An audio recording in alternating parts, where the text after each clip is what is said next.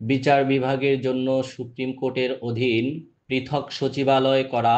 অধস্থন আদালত ও ট্রাইব্যুনালের সহায়ক কর্মচারীগণকে বিচার বিভাগের সহায়ক কর্মচারী হিসেবে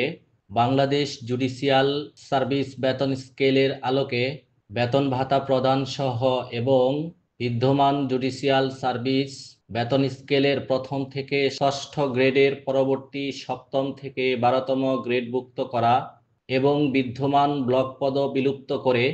যুগ উপযোগী পদ সৃজনপূর্বক যোগ্যতা ও জ্যেষ্ঠতার ভিত্তিতে পদোন্নতির সুযোগ রেখে স্বতন্ত্র নিয়োগ বিধি প্রণয়নের দাবিতে বাংলাদেশ বিচার বিভাগীয় কর্মচারী অ্যাসোসিয়েশন চাঁদপুর জেলা শাখা কর্মবিরতি রেখেছে। সোমবার সকাল 9:30 হতে 11:30 পর্যন্ত সারা দেশের ন্যায় চাঁদপুরেও এই কলম বিরতি করা হয়। 2018 সাল থেকে 2025 সাল পর্যন্ত দীর্ঘ 8টি বছর অত্যন্ত সুশৃঙ্খলভাবে সরকারি সকল ফর্মালিটিস মেনটেন করে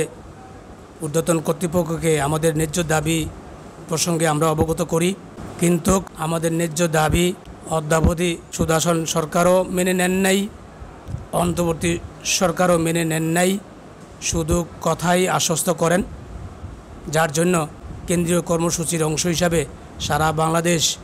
একযোগে 2 ঘণ্টাব্যাপী কলম বিরতি সকাল 9:30 থেকে 11:30 পর্যন্ত কলম বিরতি চলছে। দাবি যেন সরকার মেনে নেন এই আশা